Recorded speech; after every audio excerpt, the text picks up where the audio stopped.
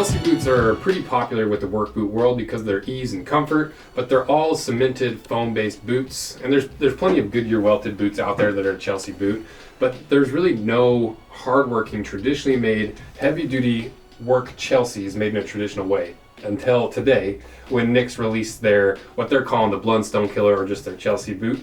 And so we're going to run through our test, cut it in half to really see how this thing is built.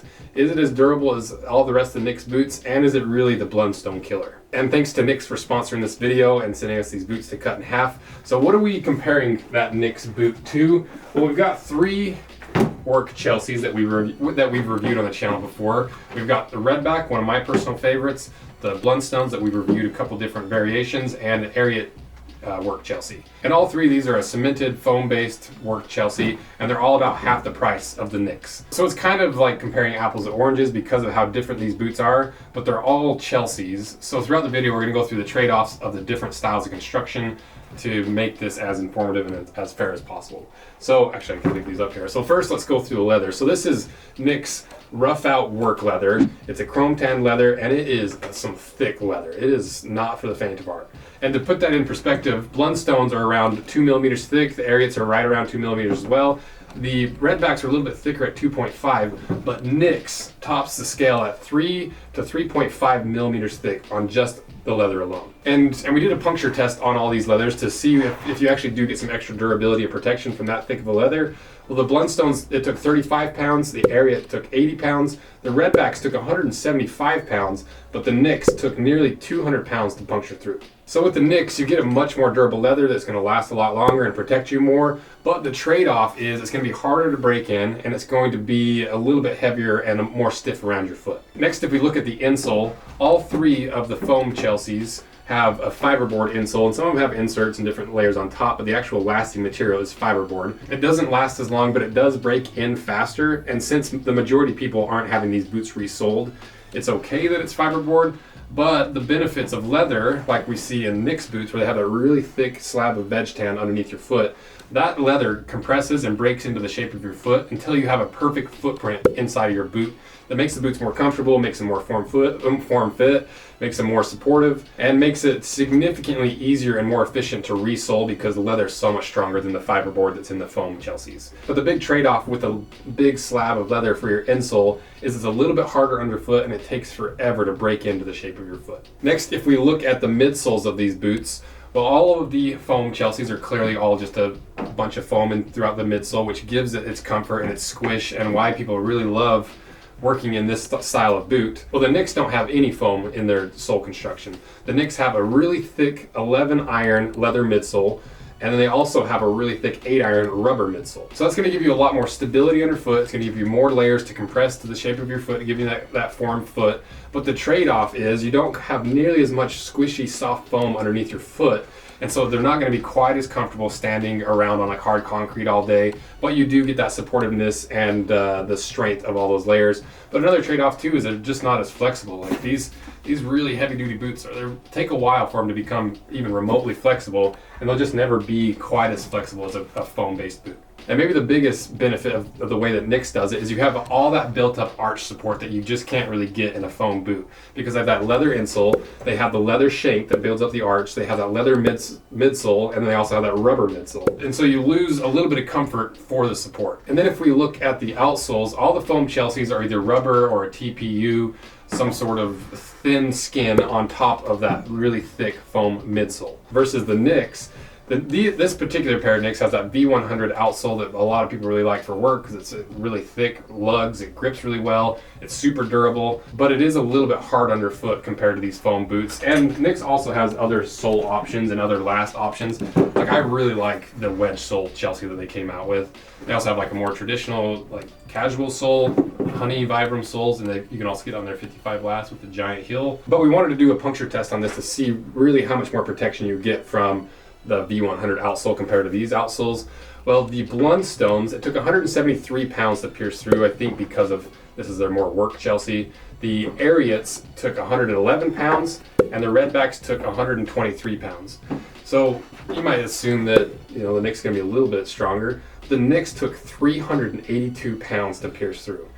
That was pretty astonishing to me because if you think about it, you have so many thick, hard, heavy-duty layers to pierce through compared to just foam and fiberboard and a thin piece of rubber. It makes sense. So once again, with the Nix, you get the heavy-duty, you get the support, you get the protection, but the trade-off is you don't have the flexibility, you don't have the squish underfoot, and more importantly, price plays a big role in this because these foam Chelseas are half the price of the Nix.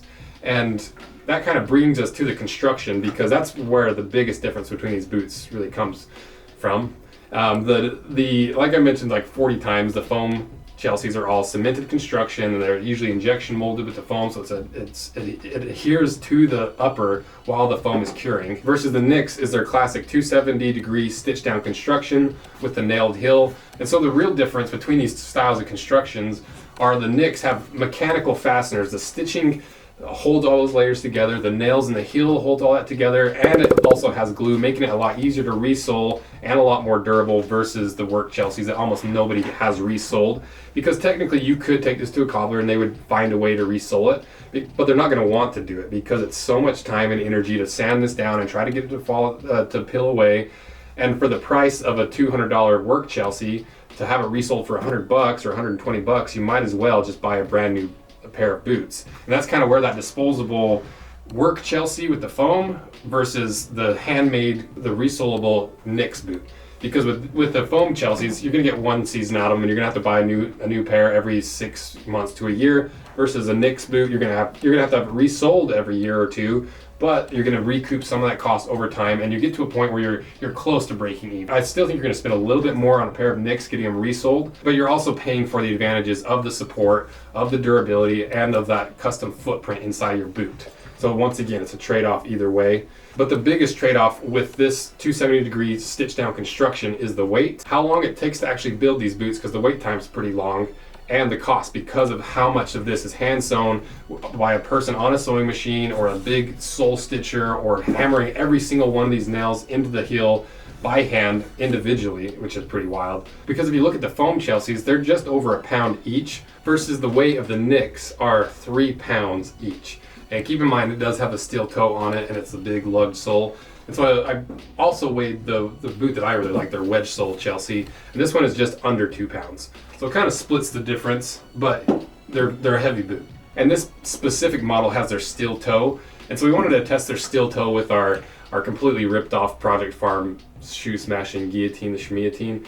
And so we put a non-steel toe with some carrots in it to simulate toes underneath our Schmiatine, dropped it, and as you can see, your toes are not very well protected if you don't have a steel toe. So then we mounted up the Nix after we cut the toe off and dropped it once, and as you can see, your toes are pretty safe. But that still definitely did deform, and granted, this is a 100-pound, 3-foot railroad rail that we dropped on it from like 3 or 4 feet in the air.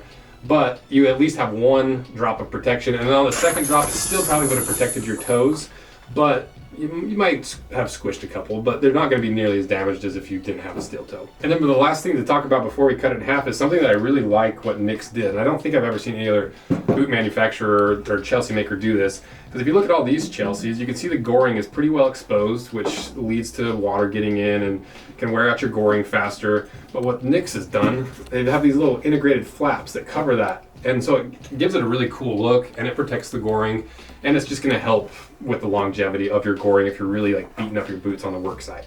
So that's all the preliminary information. So let's cut these in half and see if they really are the Blundstone Killers.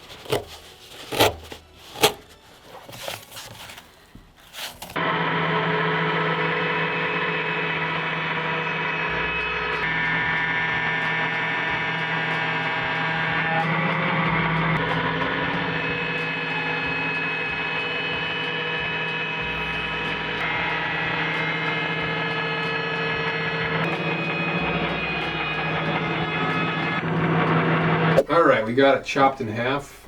two ways. So let's see what's inside.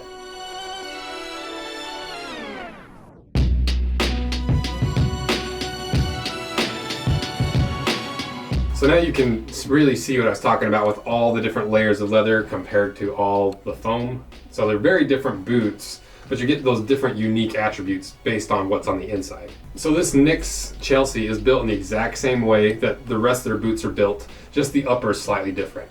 So is this the Blundstone Killer?